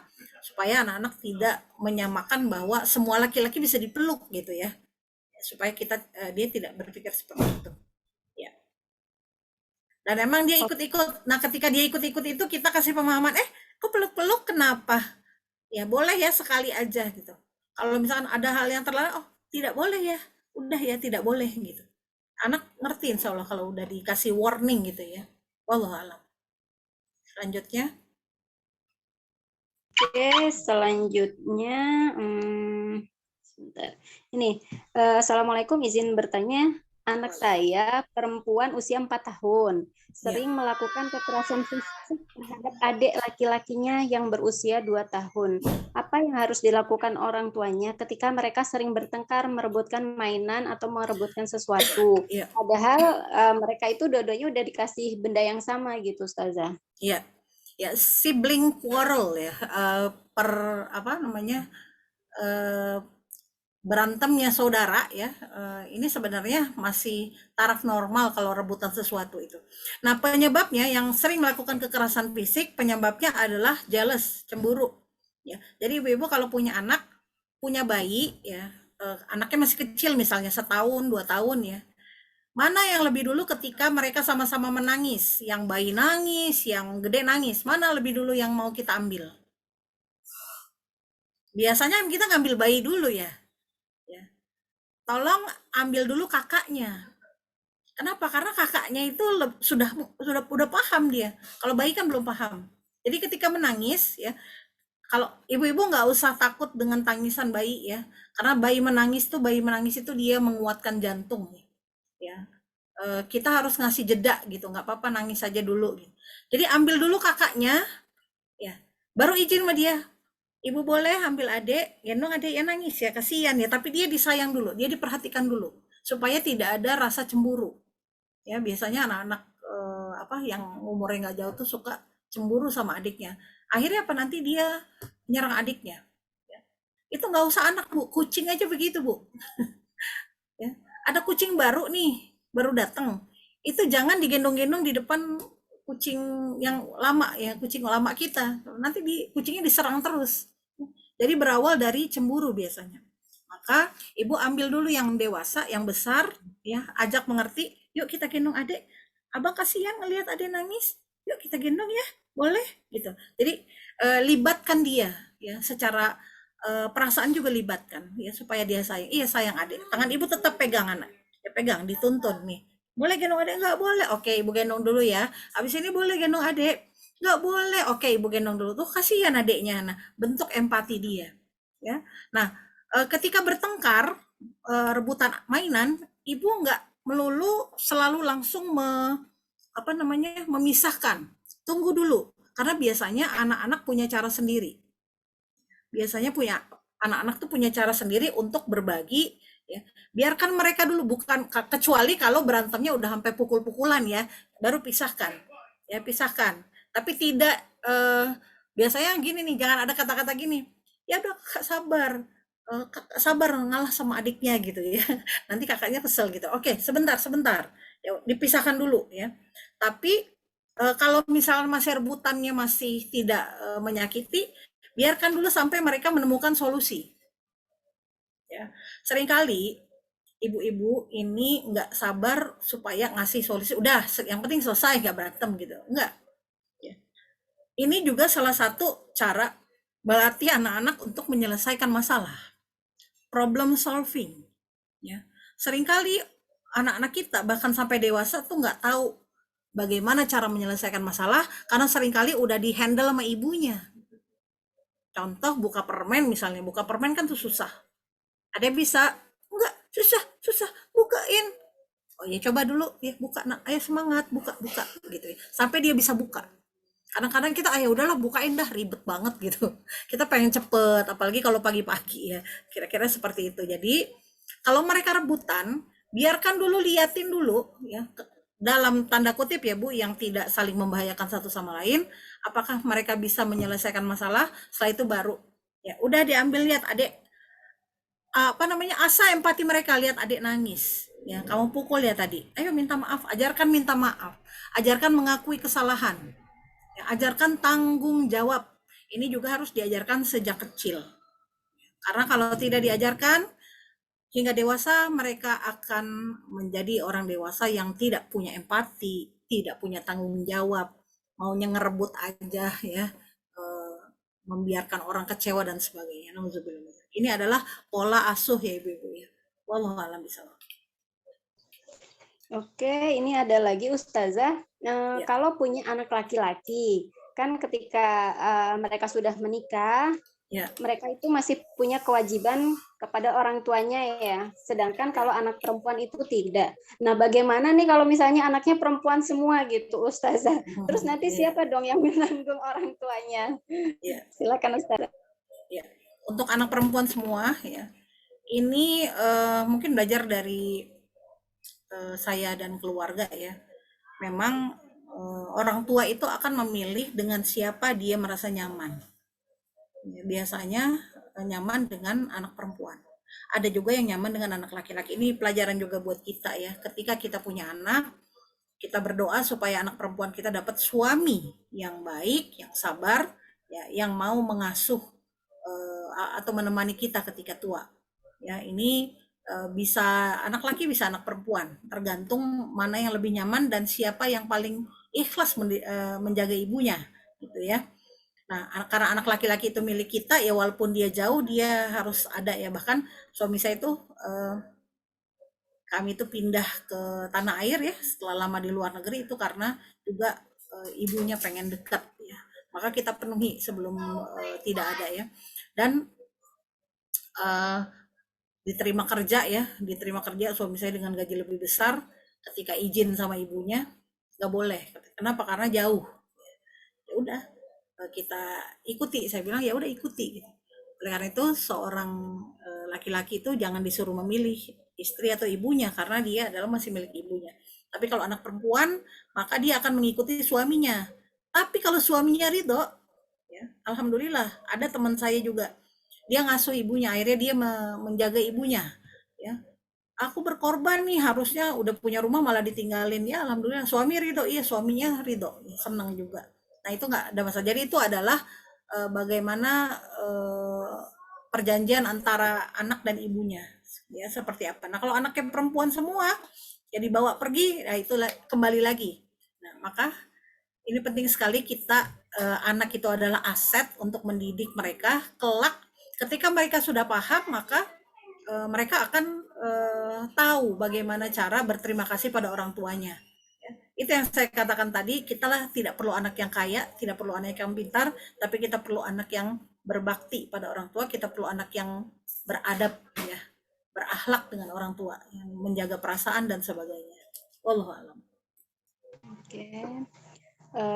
Selanjutnya, Ya, sebentar. Manakah yang harus didulukan? Manakah yang harus lebih dulu ya, diajarkan kepada anak perempuan? Apakah ya, skill lebih dahulu atau menghafal Al-Quran? ya. Saya memilih untuk seiring sejalan. Ya. Sambil menghafal Al-Quran, maka kita mengajarkan skill. Contoh, anak saya masukkan pesantren ya. Saya masukkan pesantren, tapi kita tidak 100% menyerahkan begitu saja ke pesantren. Ini kadang sering saya tengok, sering saya sambangi juga gitu ya, apa yang dia lakukan, mendekatkan dengan adiknya, bonding dengan adiknya. Makanya paling bagus ya menurut saya, karena saya punya suami itu masuk pesantren sejak kecil, masuk pesantren dari kecil, jadi bonding terhadap keluarganya itu kurang. Ya, tapi ketika kesadaran agamanya tinggi, ya dia bayar itu gitu. Dulu aku nggak deket gitu ya. Tapi kalau yang kesadaran agamanya tidak tinggi, ya dia nggak ada tarikan gitu ya. Lebih deket sama kiainya daripada orang tuanya. Jadi sama adik-adiknya juga nggak deket. Nah saya belajar dari situ. Jadi SD itu saya tidak masukkan anak ke pesantren. SMP iya. Terus setelah selesai tuntas ya, baru kita ajarkan skill. Skill itu kan seiring sejalan tuh, dia sambil belajar Al-Quran kita ajarkan skill juga gitu. Nah begitu SMA saya tarik balik mereka pulang ke rumah, sekolah dekat untuk mendekatkan kepada adik-adiknya ya, karena nanti kalau udah SMP di pesantren, SMA pesantren, kuliah jauh lagi tuh ya.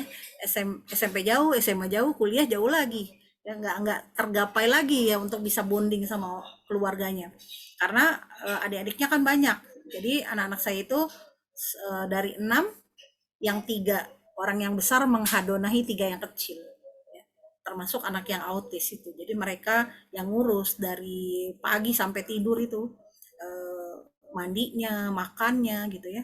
Jadi insya Allah anak-anak saya itu udah siap itu, kalau udah mau punya anak tuh udah tahu ya.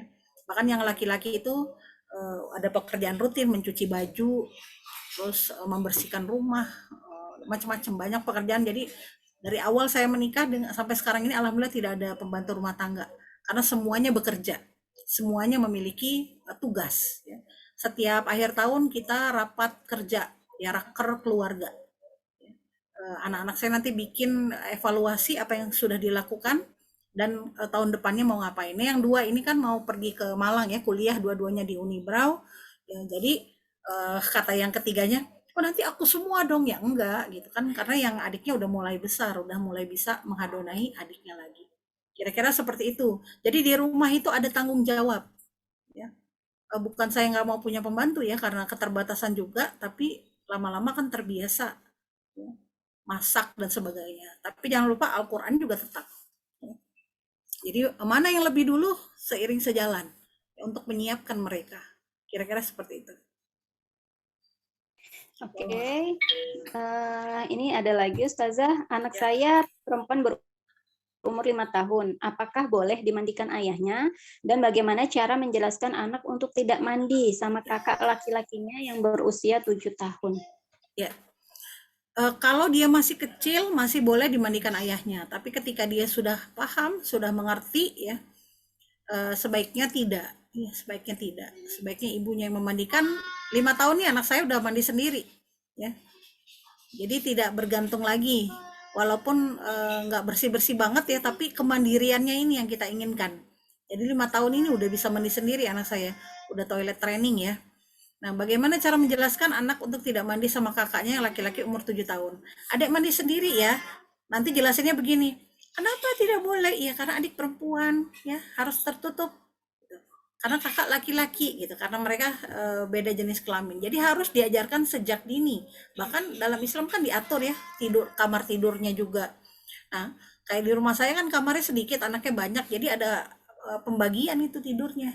Ya. Tentu harus harus teratur ya pembagiannya. Kenapa? Karena ini masalah ini. Kita tidak ingin terjadi, tidak ingin ada kejadian hal-hal yang tidak kita inginkan.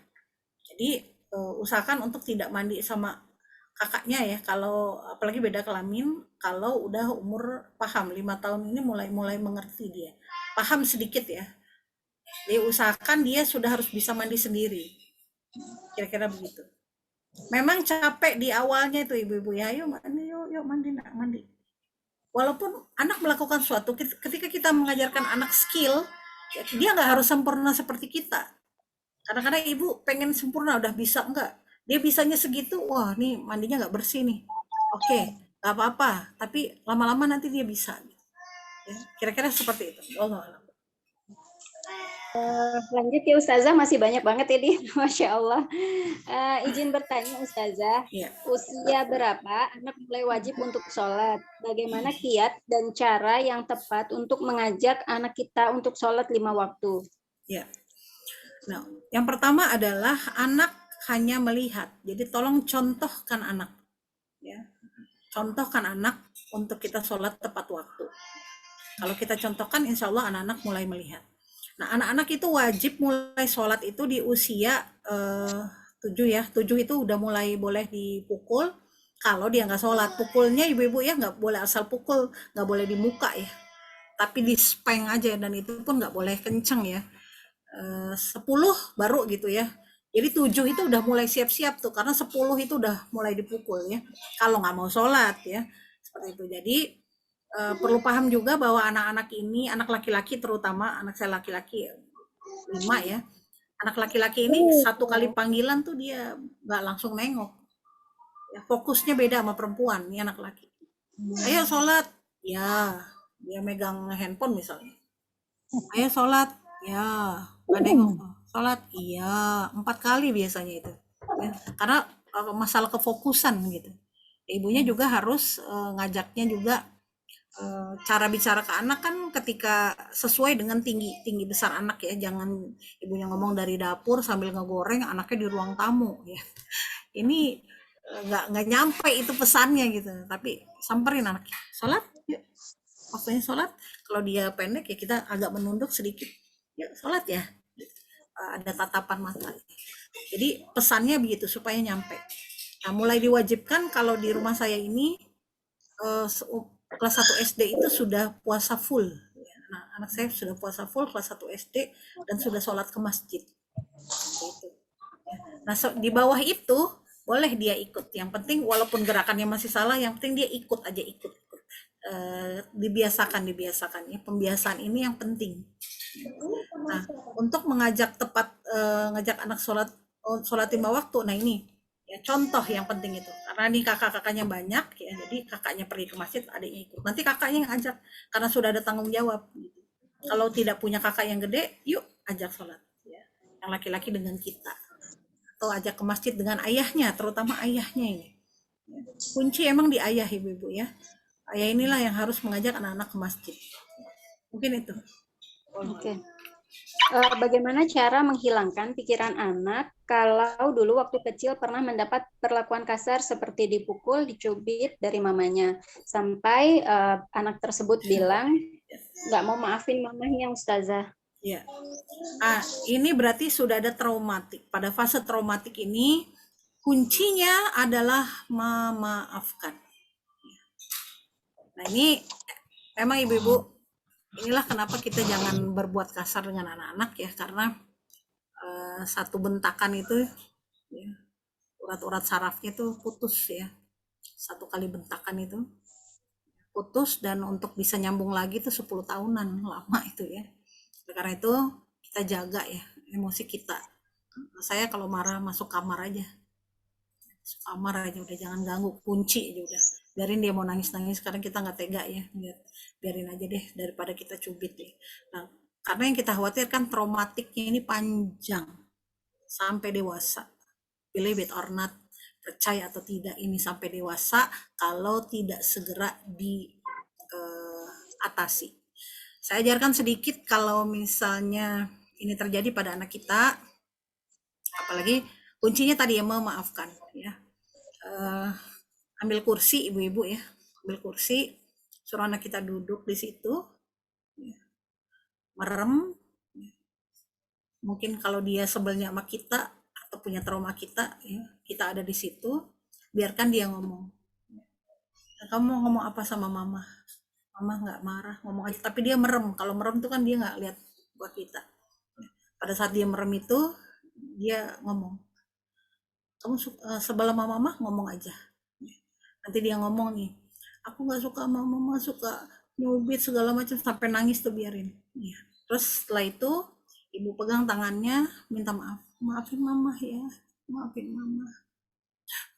Sampai dia keluar ya, untuk menghilangkan apa, meminimalisir trauma, karena trauma itu agak susah hilang. Bisa tuh kita umpetin istilahnya ya, kita umpetin bukan dihilangkan. Nanti begitu lagi, ada belum maafin mama ya, duduk lagi, merem lagi, ada mau ngomong apa, ada mau marah-marah sama mama, aku nggak suka dicubit, aku nggak suka dipukul, langsung ibu peluk, maafin mama ya, mama salah gitu mama. Ini untuk menghapus trauma. Jadi banyak minta maaf. Saya sendiri juga sering setiap hari itu minta maaf sama anak saya yang autis ya, karena dia nggak ngerti kan, nggak paham saya ngomong, tapi saya ngomong, maafin bunda ya. Kenapa? Karena dia di akhirat nanti bisa nuntut. Nah, kalau dia sudah memaafkan, sudah maafkan mama, udah, ini mulai berkurang traumatiknya ya. Mudah-mudahan dia tidak akan begitu ke anaknya, karena ini seperti mata rantai yang tidak bisa putus. Dididik galak, dia akan mendidik anaknya galak terus begitu, terus begitu, terus begitu. Jadi pola asuh ini penting sekali ya. Traumatik itu jangan sampai ditularkan, kasihan. Tapi kuncinya adalah memaafkan ya, memaafkan itu kuncinya. Anak dibully, maka sama kayak tadi prosesnya ya, suruh duduk merem, siapa yang bully kamu, si ini, kayak gambarin kamu mau ngomong apa sama dia, aku nggak suka dibully. Nah, mau maafin dia, iya. Kuncinya adalah supaya anak kita memaafkan orang yang membulinya. Ya. Memaafkan orang yang membulinya. Karena kunci bullying dan sebagainya itu adalah memaafkan. Nah, alhamdulillah di sekolah tempat suami saya ngajar itu tidak ada bullying. Alhamdulillah itu selama bertahun-tahun nggak ada bullying. Ini kan berarti ada proses yang terjadi ya, gurunya dipahamkan. Ya. Karena itu tadi kuncinya menghindari atau menghilangkan trauma bully adalah memaafkan si pembuli. Ya, supaya tidak menjadi mimpi buruk ya, karena biasanya sampai mimpi-mimpi kalau seperti itu. Nah, kalau dia bilang nggak mau, ibunya terus harus berusaha untuk sampai dia bisa memaafkan ya. Begitu lagi nanti mau ngomong apa mama ya, ngomong lagi dia, aku masih sebel, iya maafin mama gitu. Coba minta maaf dengan tulus. Oleh karena itu di keluarga saya itu ada yang namanya kita bikin hari Yaumil Hisab ya. Yaumil Hisab itu maksudnya pada hari itu anak-anak boleh mengkritik kita sebagai orang tua. Kita cuma diem aja, nggak ngomong. Dia ngomong, kita diem aja walaupun ada rasa pengen ngomong. Diam aja, sudah gitu. Nanti baru kita, kalau ada yang salah itu kita perbaiki gitu ya. Kalau kita salah, kita harus minta maaf. Jadi jangan sampai dia tidak memaafkan kita karena misalnya orang tua tidak pernah salah gitu peraturannya, enggak begitu. Kalau kita juga punya kesalahan maka kita minta maaf. Ya maafin bunda, maafin ayah. Ya. Jika salah, maafin ayah. Ayah hilaf gitu. Jadi orang tua juga bisa salah gitu maksudnya. Kira-kira seperti itu. Wallahu a'lam. Masya Allah ya, ada apa namanya, hari Yaumil Hisab gimana tadi Ustazah? Iya, terus kemudian ada raker ya setahun sekali. Ustazah mungkin mohon dijelaskan Ustazah itu Ya, yang dibahas apa saja gitu, karena untuk pembelajaran buat kami semua ya di sini. ya. Untuk rapat kerja ini biasanya kita 2 atau 3 hari, 1 hari atau 2 hari lah ya. Tempatnya sih terserah di mana aja. Nanti anak-anak itu bikin apa namanya PowerPoint ya. Biasanya mulai anak kita bikin PowerPoint itu kelas 6 SD itu. Nah, anak saya yang ini kelas 5 nih. Ya, dia belum tapi dia udah mulai disiapkan. Jadi anak kelas 5 ini udah mulai difahamkan nanti pada saat raker itu tugas-tugas dia apa. Ya. Jadi dalam keluarga itu ada kewajiban satu kepada Allah itu bentuknya adalah sholat tepat waktu, sholat berjamaah, sholat di masjid, terus ada hak penunaian hak-hak Allah ya, terus yang melaksanakan akhlak Islami. Yang kedua adalah terhadap Al-Quran, berapa target hafalan ya, berapa target hafalannya, berapa target tilawahnya ya. Jadi setiap hari itu kita habis maghrib mengadakan pengajian keluarga, baca Quran dulu satu-satu, baca Quran dulu bersama-sama, terus baca Quran dulu satu persatu. Itu yang kecil udah mulai ikut. Nah setelah itu ayahnya mengajarkan tajwid ya. Jadi anak-anak kayak kuis gitu ya. Ini apa? Misalkan dia jawab apa idgham bila guna gitu dan sebagainya. Setelah itu ada ceramah ya, ada ceramah. Nah kadang-kadang ada kultum juga gantian ya, kultum gantian. Itu setiap hari seperti itu.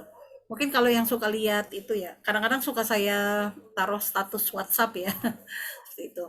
Nah, setelah itu yang udah mulai bikin, yang udah mulai besar bikin tanggung jawab dia tentang itu, tentang Allahnya bagaimana. Aku punya target, jadi dia nentuin sendiri. Aku target tilawahnya sehari itu 1 juz aja bunda gitu, nggak bisa sampai 2 misalnya, atau tilawah pekanannya gitu ya, seperti itu.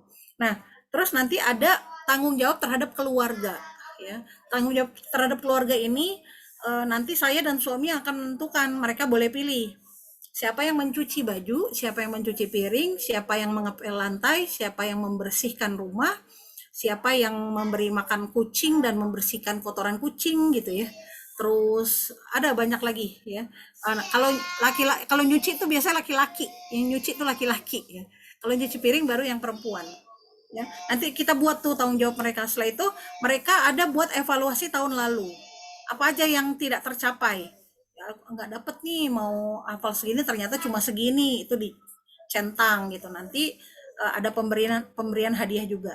Nah, hadonah, ini masalah hadonah penting karena mereka menanggung jawabi sepenuhnya adiknya dari pagi sampai malam itu. Misalnya dari mulai membangunkan itu adiknya, mereka yang bangunin. Ya. Sholat subuh, terus sudah siap untuk apa namanya mandi. Ya, kalau yang belum bisa mandi dimandiin, terus dicariin bajunya, sampai ke siapin makanannya segala macam. Jadi intinya adalah supaya mereka nanti siap kalau punya anak, bahwa mereka pernah melakukan itu. Nggak ada kata jijik, ada tuh yang nomor 2 kan masih agak jijik-jijik. Aduh gitu, ketika adanya belum toilet training, sampai alhamdulillah udah toilet training sekarang ya. Terus dia tuh ayo cabokin adanya, wah nggak mau dia. Akhirnya apa adanya suruh berdiri, dia semprot pakai shower karena jijik itu. Tapi saya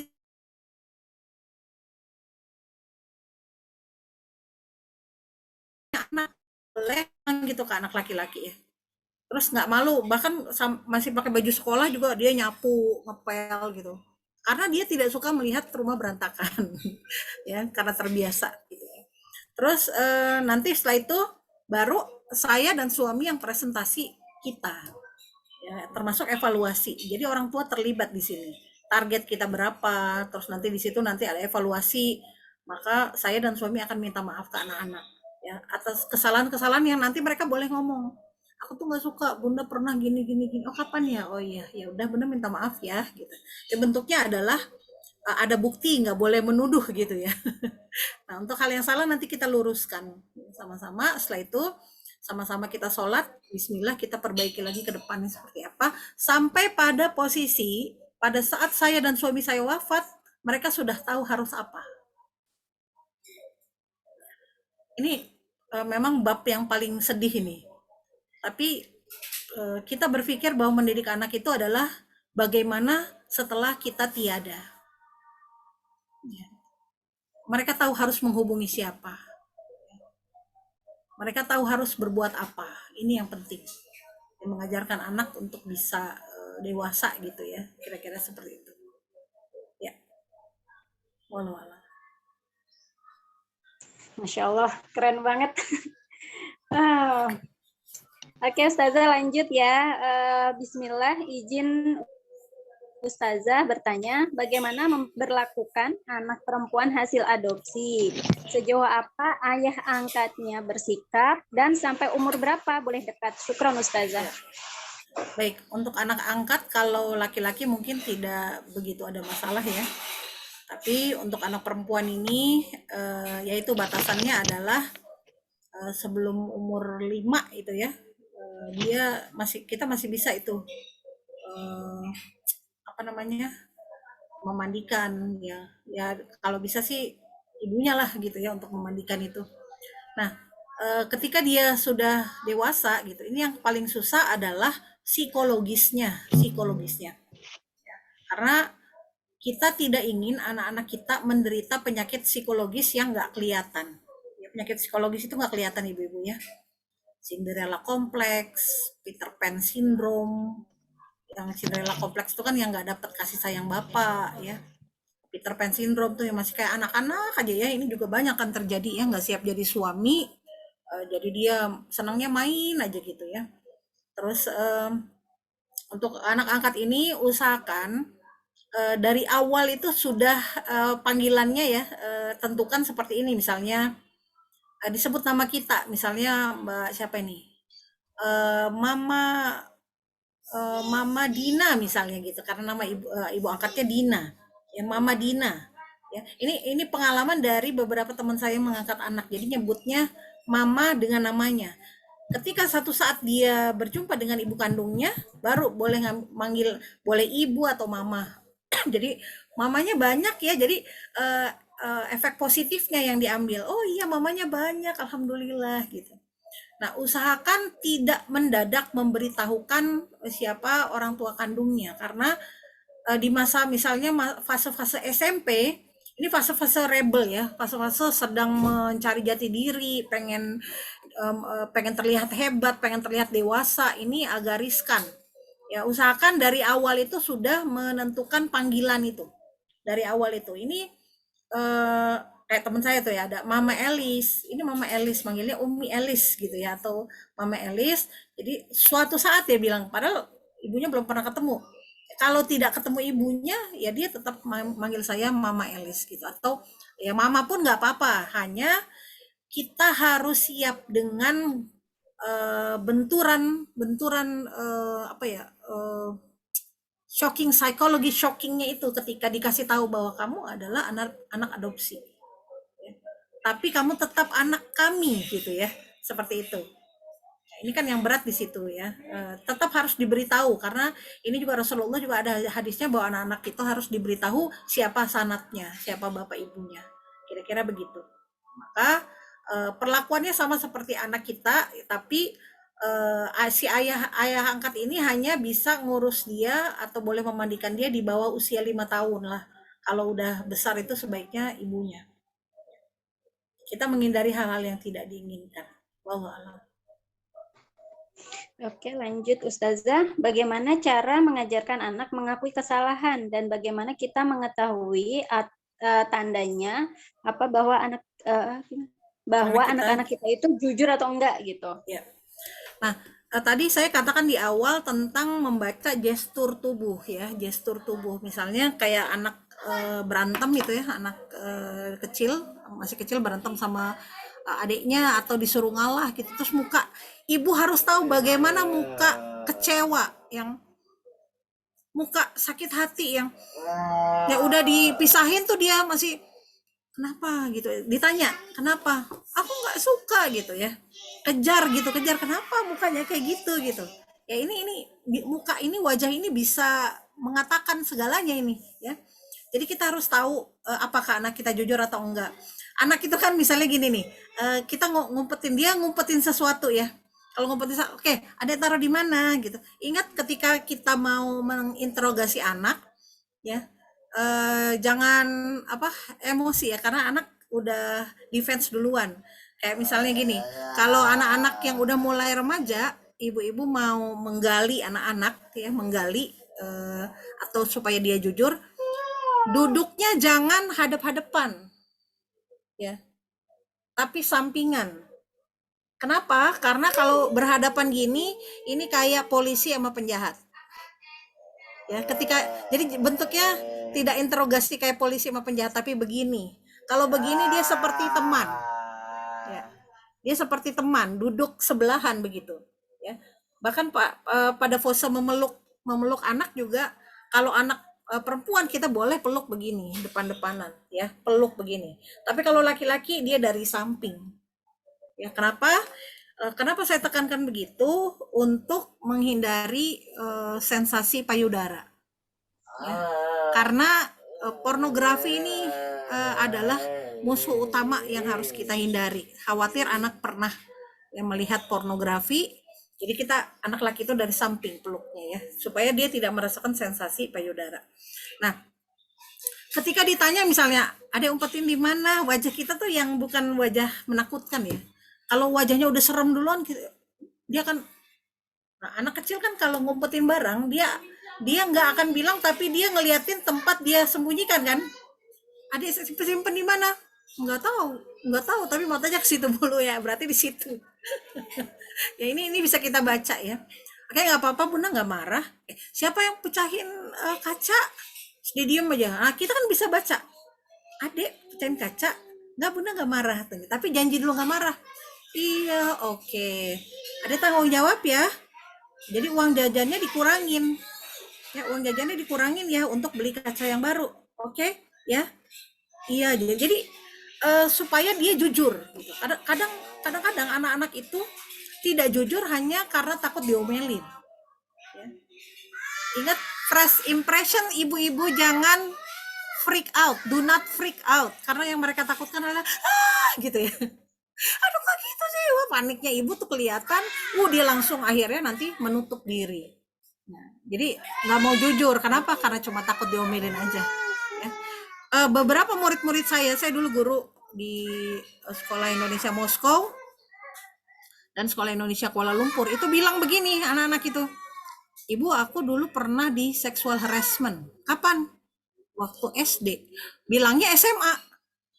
Ya kenapa nggak bilang? Aku takut. Ya karena anak SD itu mudah sekali diancam. Ya. Jadi kita jangan nambah ancaman gitu. Begitu dia takut, kenapa gitu. Ini ibu-ibu perhatikan perubahan pada anak-anak kita. Tadinya mau makan jadi malas makan. Terus atau banyak makannya, itu kan perubahan psikologis. Atau banyak tidur. Jadi anak-anak yang banyak tidur, kita pun begitu. Kalau banyak tidur itu menunjukkan dia sedih. Tidur terus, tidur sepanjang waktu, itu ada masalah berarti. Itu sedih.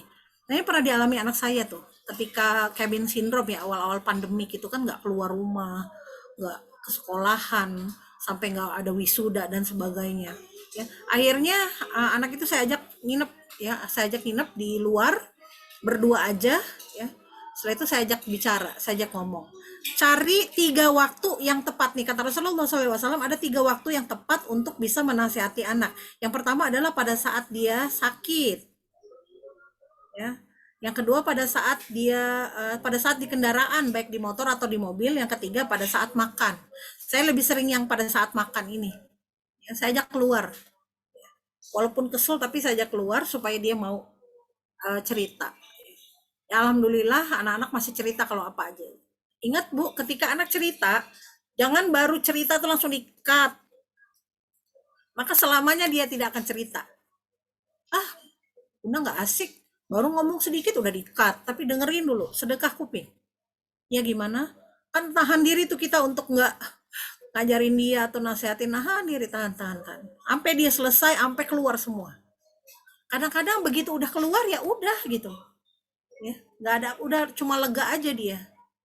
Kalau udah keluar ya udah, nggak ada masalah insya Allah. Dia udah lega. Tapi yang nggak keluar ini yang khawatirnya kalau dia cerita ke teman. Ya, kalau temennya benar, alhamdulillah. Kalau yang nggak benar ini, ya saya sedih banget anak-anak perempuan yang ibu-ibu usahakan hindari untuk anak-anak broken home ya, karena efeknya ini panjang sampai dewasa. Ya, anak-anak broken home yang udah dewasa itu, yang walaupun sudah menikah, ini tetap dibayang-bayangi traumatik dia. Makanya harus betul-betul dihilangkan traumatik itu tadi dengan cara itu tadi ya, memaafkan seperti itu. Ya, jadi tahu dari mana anak jujur apa enggak, ibunya lebih tahu. Ibu itu adalah pembimbing paling baik, terapis paling baik. Kadang-kadang kita susah kan ngajak anak untuk bisa cerita gitu ya. Pembimbing, dan kadang-kadang kita tidak perlu harus paham diri dulu ya, bahwa dulu kita diasuhnya seperti apa. Kadang-kadang ada keinginan kita yang pengen ditularkan ke anak, misalnya dalam memilih jurusan ya. Ada anak, banyak anak yang dipaksa untuk memilih jurusan kedokteran padahal dia nggak mau. Ada anak yang dipaksa untuk memilih jadi pilot padahal nggak mau jadi pilot, tapi dia taat pada orang tuanya, dijalanin. Tapi begitu udah dapat sertifikat pilot dia nggak mau jadi pilot. Ya kan artinya apa, banyak waktu dan uang yang terbuang. Ya, sementara anak juga tidak apa namanya, tidak ter apa ya, terakomodir keinginan dia ya. Atau anak-anak yang pengen jurusan IPA ya, apa dipaksa milih IPA sama ibunya padahal dia maunya IPS, karena ibunya termakan mindset anak IPA tuh anak pinter, anak IPS tuh anak bodoh, padahal enggak juga gitu ya. Biarkan mereka memilih ya. Kita nggak bisa 100% atau seumur hidup menemani dia. Ibu-ibu bayangkan kalau kita nggak ada, bagaimana nanti dia akan membuat keputusan kalau segalanya itu kita kita kita kawal gitu ya. Apa tuh disebutnya orang tua helikopter ya. Ya. Dia harus gitu kan, harus gitu, kasihan anaknya. Jadi dia juga nggak bisa kreatif, apalagi kalau anak yang diomelin terus gitu ya. Jadi ibu tahu kapan anak itu jujur, kapan enggak. Ibu juga harus tahu kapan anak itu manipulatif atau enggak ya. Beberapa kasus begini, anaknya ditangkap polisi terus dia bilang anak saya itu baik pak, di rumah dia baik tapi di luar dia bisa menjadi orang lain. Inilah yang membuat saya harus belajar mengikuti pelatihan security awareness itu, karena saya pengen tahu bagaimana kelakuan anak-anak saya di dunia maya. Ya, saya pengen tahu, saya pengen pantau aja tanpa mengganggu mereka, saya pantau. Karena ada anak yang di dunia nyatanya dia anak manis, tapi di dunia maya ternyata anak-anak yang nauzubillah ya, yang sampai ada menjual dirinya itu masih pakai baju SMA, ya ternyata dia menjadi baby sugar, ya. Sugar baby, yang menjadi sugar baby ya. Pacarannya sama bapak-bapak, jadi sugar daddy gitu ya. Padahal di rumah anak baik-baik, ibunya sampai kepada dia pinter loh. Nah ini yang kita ingin tahu, apakah anak kita manipulatif atau tidak. Ya, oleh karena itu penting di awal untuk senantiasa mendoakan anak-anak supaya dapat perlindungan. Yang namanya juga anak ya ibu-ibu ya, benar salah kita nggak bisa gitu ya, nyalahin dia gitu. Kita pasti akan ngebelain dia. Tapi kita sudah harus tahu jenis anak kita. Ada seorang ibu yang tidak tahu bahwa anaknya itu nggak disukai di luar itu. Dia taunya cerita dari anaknya aja. Begitu teman-temannya cerita bahwa anaknya ibu tuh nggak disenengin sama orang banyak gitu, ibunya langsung terkejut. Ya. Kenapa? Karena apa? Menganggap anaknya ini aja, begitu keluar kaget juga gitu. Ya. Ya ini tipe orang tua yang menuntut anak untuk sempurna, perfeksionis. Ya, salah dikit, padahal salah dikit nggak apa-apa. Jadi ibu-ibu, kita perlu membiarkan anak kita kecewa. Nggak apa-apa kecewa, karena dia akan merasakan yang namanya kecewa. Kita mungkin tidak ingin anak kita patah hati, biarin aja dia patah hati. Ya. Ya mungkin ada orang yang dia senengin terus nggak jadi terus patah hati. Ya begitulah rasanya patah hati. Kita harus membiarkan anak kita merasakan perasaan-perasaan yang ada di dunia ini. Jangan sampai saking nggak mau anak kita kecewa, wah kita belain, kita beliin biar nggak kecewa gitu. Nanti dia tidak tahu bagaimana rasanya kecewa. Ya pengennya dipenuhi, itu anak-anak instan yang pengen apa-apa instan, anak-anak dimanja yang kalau apa-apa dipenuhi, nggak pakai usaha, nanti kasihan kalau dia dewasa. Kalau misalkan dia kecewa, kecewa ya sakit, iya seperti itu rasanya nak, nggak apa-apa, kecewa nggak apa-apa, ya sedih nggak apa-apa, ya biarkan dia merasakan rasa sedih, kecewa, kesel, marah, ya karena anak-anak yang merasakan perasaan yang seperti itu nanti dia punya imunitas sendiri. Tapi kalau kita lindung-lindungi terus ini kasihan. Jadi dia nanti anak rapuh ya. Oh alam salam. Ini masih banyak banget Ustazah, tapi kayaknya kita pilih satu lagi aja ya, karena Ya. waktunya juga sudah mau habis. Ini Ustazah, bagaimana menggantikan peran dan sosok ayah yang sudah tidak ada karena wafat atau bercerai? Ya. Ini khususnya untuk anak perempuan ya Ustazah. Ya. Kalau seperti itu kondisinya, itu tidak kita bisa hindari ya, maka mohon carikan pengganti, yaitu kakeknya atau pamannya. Ya. Jadi untuk pemenuhan sisi maskulinnya itu adalah kakek atau pamannya. Bagus ini kalau yang bapaknya wafat, terus kakeknya mendekat gitu. Jadi pemenuhan sisi sosok laki-laki itu kakeknya atau pamannya. Karena untuk anak perempuan, sosok maskulin ini penting supaya emosi dia stabil. Supaya emosi dia stabil. Secara psikologis dia sehat, tidak kena mental health ya. Nah, ini kasihan kan memang anak-anak. Kadang-kadang guru juga boleh pemenuhan itu. Nah suami saya kan kadang memenuhi anak-anak yang nggak punya bapak gitu ya. Kasihan tuh pengen punya bapak. Ya udah kita jadi orang tua dia gitu. Kadang saya dan suami ke rumahnya, ya seperti itu. Ada pemenuhan dari sisi lain. Kakek atau kalau nggak ada kakek ya pamannya, kalau nggak ada pamannya ya gurunya, ya atau ustadznya. Nah kalau di pesantren kan bisa dengan ustadznya ya. Nah, suami saya termasuk yang tidak ada pemenuhan bapak ya karena bapaknya tuh sejak kecil udah sakit eh, apa namanya yang Muhammad Ali tuh eh, Parkinson. sakitnya ya Parkinson ya, jadi tidak bisa bergerak, tidak bisa menemani anaknya, tidak bisa. Nah, akhirnya pemenuhan itu melalui kiainya, ya, ustadznya. Jadi deket tuh sampai ini ya, sampai ustadznya wafat tuh dia sedih banget gitu. Ya, jadi ada pemenuhan dari sisi lainnya sama pamannya juga deket tuh alhamdulillah. Kira-kira jadi ada penggantinya ya untuk yang anak-anak apa single parent ini. Mungkin itu. Oke. Baik Ustazah, kita cukupkan ya untuk sesi tanya jawabnya. Bunda-bunda sekalian, Afwan ini masih banyak sebenarnya yang bertanya tapi belum bisa kita bacakan semua karena memang keterbatasan waktu. Pengennya mah sampai lama gitu ya Ustazah ya. Oke, Ustazah, ini kan sebenarnya kita ada 2 door prize. Boleh minta tolong kasih pertanyaan ke bunda-bunda yang ada di sini 2 ya. Untuk 1 nanti dapat rok celana, yang 1 lagi mendapatkan handuk travel. Silakan Ustazah. Baik, pertanyaan pertama 2 ya? 2 Iya, ya. 2. Pertanyaan pertama adalah di Quran surat Al-Imran tadi ayat 36 itu menceritakan dari keluarga siapa? Silakan boleh raise hand, ibu-ibu. Siapa yang jawab tuh? Langsung jawab boleh. Warga Ali Imron. Ya, Mbak Wulan Suci. Oh, Wulan Suci, oke. Ya, Mbak Wulan Suci minta tolong meninggalkan nomor HP ya di di kolom chat. Satu lagi Ustazah. Yang satu lagi tadi bahwa istri Imron itu punya nazar pada Allah bahwa anaknya yang masih dalam kandungan itu akan dijadikan muharrar. Apa itu muharrar? Saya Ya, pendamping di